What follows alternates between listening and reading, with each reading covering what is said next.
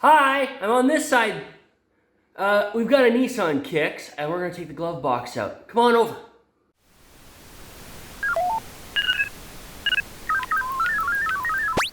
Okay, very simple. What we're gonna do, first step is disconnect the little shock absorber on this side here. We'll show it in a bit right now.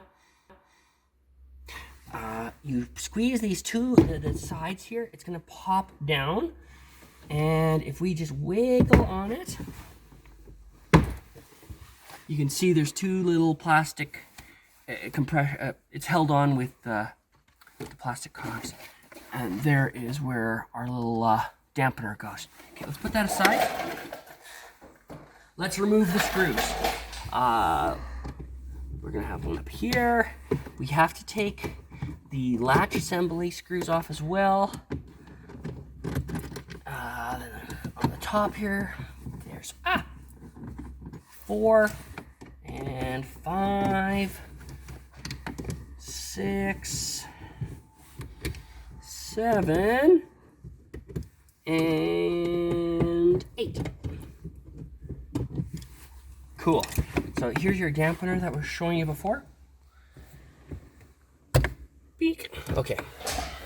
Now, in order to take this off, kind of grab on the bottom and you can work your way around. And you can see there's compression, just plastic fittings. There's some metal ones on this side.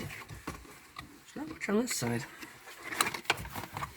And here's a picture of the dampener. Okay.